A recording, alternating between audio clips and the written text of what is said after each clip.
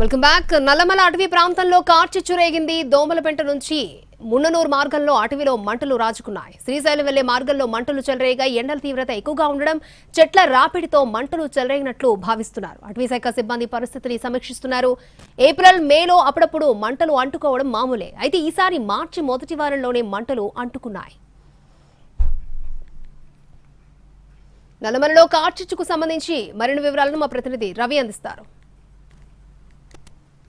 నల్లమల్ల అడవిలో ఒక్కసారిగా కార్చిచ్చు చెలరేగింది. దోమలపెంట నుంచి మున్ననూరు వెళ్తున్నటువంటి ప్రాంతంలో ఒక్కసారిగా అడవి తగలబడిపోతోంది. ఇక్కడ ఎండల తీవ్రత ఈసారి చాలా ఎక్కువ స్థాయిలో ఉంది. దోమలపెంట ప్రాంతంలో ఈరోజు ఉన్నటువంటి ఉష్ణోగ్రతలు చూస్తే ఏకంగా 40 degrees మాదిరిగా ఉంది. సాధారణంగా ఏప్రిల్, మేలో ఈ స్థాయిలో మంటలు చెలరేగుతూ ఉంటాయి. అక్కడక్కడ అడవుల్లో దట్టు డీప్ ఫారెస్ట్ లోపల మంటలు తగలబడుతూ ఉంటాయి. కానీ ప్రస్తుతం మనం చూస్తున్నటువంటి ప్రాంతం సమీప ప్రాంతానికి, అంటే శ్రీశైలం వెళ్తున్నటువంటి రోడ్లోనే ఈ స్థాయిలో మంటలు చెలరేగుతూ ఉన్నాయి.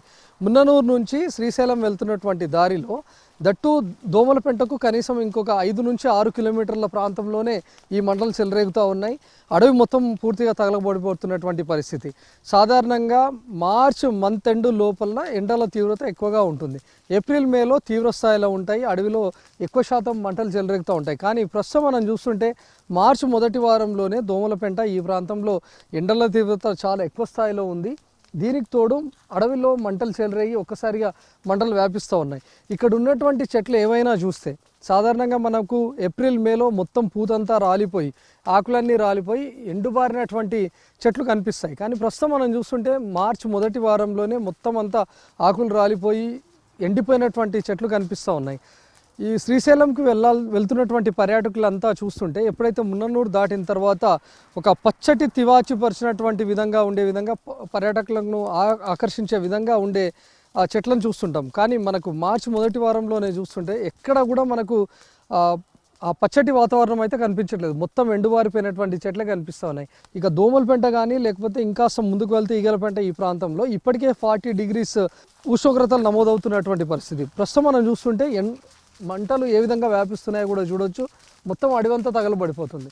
ఇక్కడ ఎక్కడైతే ఎండిపోయినటువంటి చెట్లు మాదిరిగా ఉన్నాయో అక్కడ నుంచి మొత్తం మంటలు వ్యాపిస్తూ ఉన్నాయి. ప్రస్తుతం మనం చూస్తున్నటువంటి ఈ ప్రాంతంలో మొత్తం ఎండుబారిపోయిన చెట్లే ఉన్నాయి. ఈ మంటలు కనుక పూర్తిగా చెలరేగి ఇదంతా తగలబడిపోతున్నటువంటి పరిస్థితి.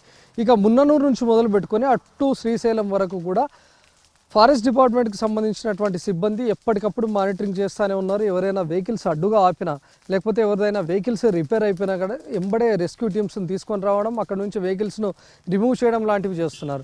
కొంతమంది ఎక్కడైనా ఆగి ఫోటోలు తీసుకోవడానికి ప్రయత్నించినా కూడా ఎంబడే ఫారెస్ట్కి సంబంధించినటువంటి సిబ్బంది వచ్చి వాళ్ళని వెంబడే పంపించే ప్రయత్నం చేస్తున్నారు.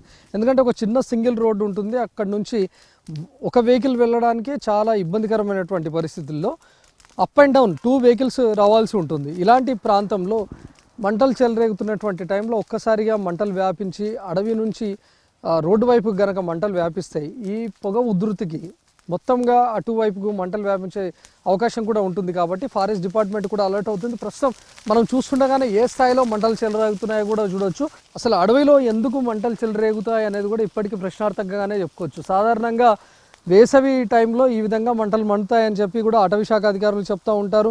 సాధారణంగా తగలబడిపోతుంటాయని చెప్పి ఫారెస్ట్ డిపార్ట్మెంట్ వాళ్ళు కూడా ఎప్పటికప్పుడు సమ్మర్ టైంలో వాళ్ళు ప్రత్యామ్నాయ ఏర్పాట్లు కూడా చేస్తుంటారు. అప్పటికప్పుడు మంటలను కంట్రోల్ చేసే విధంగా కూడా వాళ్ళు అలర్ట్ అవుతూ ఉంటారు. వీటన్నిటికీ కనుక మంటలు వ్యాపిస్తే సుదీర్ఘంగా మొత్తంగా ఎక్కడైతే ఎండుబారిపోయినటువంటి చెట్లు ఉన్నాయో లేకపోతే ఇవంతా మంటలు సుదీర్ఘంగా వ్యాపించే అవకాశం ఉంటుంది. కానీ ఫారెస్ట్ డిపార్ట్మెంట్లో ఈ ప్రాంతంలో ఉంటున్నటువంటి వాళ్ళంతా కూడా ఎప్పటికప్పుడు అలర్ట్ అయ్యి వీటన్నిటిని కంట్రోల్లోకి తెస్తుంటారు. సాధారణంగా ఈ తరహాలో అడవుల్లో చెలరేగే మంటలన్నీ మనం ఏప్రిల్, మేలో చూస్తుంటాం. కానీ మార్చి మొదటి వారంలోనే ఈ తరహా పరిస్థితులు ఉన్నాయంటే ఇక ఏప్రిల్, మేలో ఏ విధంగా ఉంటాయో మనం అర్థం చేసుకోవచ్చు.